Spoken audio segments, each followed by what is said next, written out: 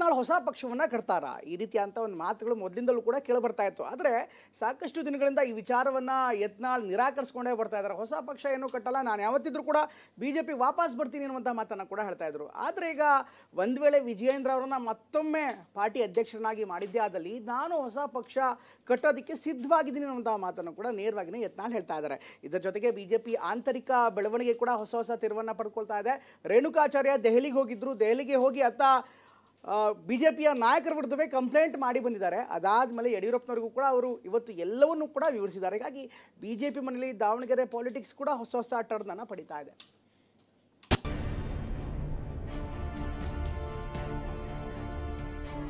ವಿಜೇಂದ್ರನೇ ಬೇಕು ಅಂತ ಹೇಳಿ ಮತ್ತೆ ಹೆಗಲ ಮ್ಯಾಗ ಕೂಡಿಸ್ಕೊಂಡ್ರೆ ವಿಜೇಂದ್ರ ಯಾರಮ್ಮ ಹೊಸ ರಾಜಕೀಯ ಪಕ್ಷ ಉದಯ ಆಗ್ತದೆ ಕರ್ನಾಟಕ.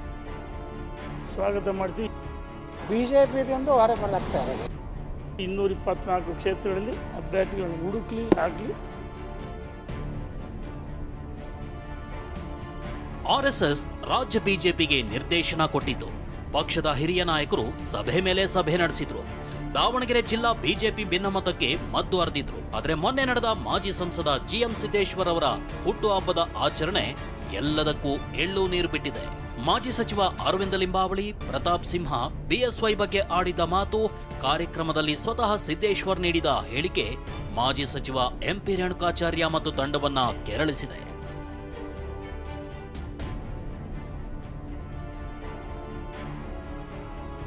ನಮ್ಮ ಜಿಲ್ಲೆಗೆ ಬಂದು ನಮ್ಮ ನಾಯಕರ ಬಗ್ಗೆ ಮಾತಾಡಲು ಅವ್ರು ಯಾರು ಅಂತ ರೇಣುಕಾಚಾರ್ಯ ಟೀಮ್ ನೀಗಿ ಕೆಂಡವಾಗಿದೆ. BJP ಜಿಲ್ಲಾಧ್ಯಕ್ಷರನ್ನೊಳಗೊಂಡಂತೆ ಮುಖಂಡರು ಬೆಂಗಳೂರು ದೆಹಲಿ ಅಡ್ಡಾಡ್ತಿದ್ದಾರೆ. ನಿನ್ನೆ ದೆಹಲಿಯಲ್ಲಿ ಕೇಂದ್ರ ಸಚಿವರಾದ ಪ್ರಹ್ಲಾದ್ ಜೋಶಿ, ವಿ ಸೋಮಣ್ಣ, BJP ಶಿಸ್ತು ಸಮಿತಿ ಕಾರ್ಯದರ್ಶಿ ಓಂ ಪಾಠಕ್, ಕೇಂದ್ರ ಕಚೇರಿ ಕಾರ್ಯದರ್ಶಿ ಸೇರಿದಂತೆ ಹಲವರನ್ನ ಭೇಟಿಯಾಗಿರೋ ರೇಣುಕಾಚಾರ್ಯ ಟೀಮ್ ಇಂದು ಬೆಂಗಳೂರಿನಲ್ಲಿ ಮಾಜಿ ಸಿಎಂಗಳಾದ DV Sadananda Gowda, BS Yediyurappa, R Ashok ಮತ್ತು ಸಂಸದ ಗೋವಿಂದ ಕಾರಜೋಳ ಅವರನ್ನ ಭೇಟಿ ಮಾಡಿ ದೂರೊಪ್ಪಿಸಿದ್ದಾರೆ. ಕೇಂದ್ರದ ಸಚಿವರುಗಳು, ಶಿಸ್ತು ಸಮಿತಿ ಅಧ್ಯಕ್ಷರು, ಇಂದು ನಮ್ಮ ಸದಾನಂದಗೌಡರು ಭೇಟಿ ಮಾಡ್ತೀವಿ. ನಮ್ಮ ರಾಷ್ಟ್ರೀಯ ನಾಯಕರು ಭೇಟಿ ಮಾಡಿ ಏನು ವಿಷಯವನ್ನು ತಲುಪಿಸಬೇಕು. ನಾವು ಅನಗತ್ಯವಾಗಿ ಮಾಧ್ಯಮಕ್ಕೆ ಮಾತಾಡಲ್ಲ. ಇನ್ನು BJPಯಿಂದ ಉಚ್ಚಾಟನೆಗೊಂಡ ಶಾಸಕ ಯತ್ನಾಳ್ ಮತ್ತೆ ವಿಜಯೇಂದ್ರ ವಿರುದ್ಧ ಗುಡುಗಿದ್ರು. ಪಕ್ಷ ಏನಾದ್ರೂ ವಿಜಯೇಂದ್ರನ ರಾಜ್ಯಾಧ್ಯಕ್ಷರಾಗಿ ಮುಂದುವರೆಸಿದ್ರೆ ಹೊಸ ಪಕ್ಷ ಕಟ್ತೀನಿ ಅಂತ ಘೋಷಿಸಿದ್ರು. ಅದಕ್ಕೆ ವ್ಯಂಗ್ಯವಾಗಿ ಪ್ರತಿಕ್ರಿಯಿಸಿದ ರೇಣುಕಾಚಾರ್ಯ ಅವ್ರ ನಿರ್ಧಾರ ಸ್ವಾಗತ ಮಾಡ್ತೀನಿ ಅಂದ್ರು. ಇನ್ನೂ 3 ವರ್ಷ ನಮ್ದು ಶಾಸಕರ ಅವಧಿ ಇದೆ, ಕಾದು ನೋಡ್ತೀವಿ. ವಿಜೇಂದ್ರನೇ ಬೇಕು ಅಂತ ಹೇಳಿ ಮತ್ತೆ ಹೆಗಲ ಮ್ಯಾಗ ಕೂಡಿಸ್ಕೊಂಡ್ರೆ ಹೊಸ ರಾಜಕೀಯ ಪಕ್ಷ ಉದಯ ಆಗ್ತದೆ ಕರ್ನಾಟಕ. ಯಾರ್ಯಾರ ಜೊತೆ ಮಾಡ್ತೀವಿ? ಭಾಳ ಜನ ಇದ್ದಾರೆ. ಭಾಳ ಜನ ಈಗ ಕಾಂಗ್ರೆಸ್ನಿಂದ ಹೊರಗೆ ಬರ್ಲಕ್ಕೆ ತಯಾರಾಗ, BJPದಿಂದ ಹೊರಗೆ ಬರ್ಲಕ್ಕೆ ತಯಾರಾಗ. ಸ್ವಾಗತ ಮಾಡ್ತೀವಿ. 224 ಕ್ಷೇತ್ರಗಳಲ್ಲಿ ಅಭ್ಯರ್ಥಿಗಳನ್ನು ಹುಡುಕ್ಲಿ ಆಗಲಿ. ಅವ್ರ ವೈಯಕ್ತಿಕ ವಿಚಾರ, ಅವ್ರ ಪಕ್ಷದ ಹೊರಗಡೆ ಹೋದ್ರ ಬಗ್ಗೆ ನಾವು ಮಾತಾಡೋಕ್ಕೆ ಇಚ್ಛೆ ಪಡಲ್ಲ. ಇಷ್ಟೇ ಅಲ್ಲ, ಯತ್ನಾಳ್ ತಾವು ವಿಜಯೇಂದ್ರ ವಿರುದ್ಧ ಮಾಡ್ತಿದ್ದ ವಾಗ್ದಾಳಿಯನ್ನ ಸಮರ್ಥಿಸಿಕೊಂಡಿದ್ರು. ನಾನು ಯಾವತ್ತೂ ಪಕ್ಷದ ವಿರುದ್ಧ ಮಾತಾಡಿಲ್ಲ ಅಂದಿದ್ದಾರೆ.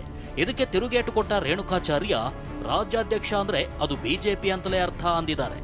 ಅದು ನಾನು ಪಕ್ಷದ ವಿರುದ್ಧ ಮಾತಾಡಿಲ್ಲ, ಮೋದಿಯವ್ರ ವಿರುದ್ಧ ಮಾತಾಡಿಲ್ಲ, ಅಮಿತ್ ಶಾ ಅವ್ರ ವಿರುದ್ಧ ಮಾತಾಡಿಲ್ಲ. ಮಾತಾಡೋದವ್ರನ್ನ ಒಳಗೆ ಇಟ್ಕೊಂಡಾಗ ಏನೋ ಮಾಡಿ ಪಕ್ಷದ ನಿಷ್ಠಿದ ಹೊರಗೆ ಹಾಕ್ತಾರೆ. ವಿಜೇಂದ್ರ ಯಾರಮ್ಮ ರಾಜ್ಯದ ಅಧ್ಯಕ್ಷರು ಭಾರತೀಯ ಜನತಾ ಪಾರ್ಟಿ, ಯಡಿಯೂರಪ್ಪನವ್ರ ಪಾರ್ಟಿ ಕಟ್ಟಿದ್ದು.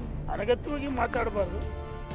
ಇದೆಲ್ಲದರ ನಡುವೆ ಬಾಗಲಕೋಟೆ ಜಿಲ್ಲಾ BJP ವಿಚಾರವಾಗಿ ವಿಧಾನ ಪರಿಷತ್ ಸದಸ್ಯ PH ಪೂಜಾರ್ ಕೂಡ ಮಾಜಿ ಸಿಎಂ DV ಸದಾನಂದಗೌಡರನ್ನ ಭೇಟಿ ಮಾಡಿ ತಮ್ಮ ವರದಿ ಒಪ್ಪಿಸಿದ್ದಾರೆ.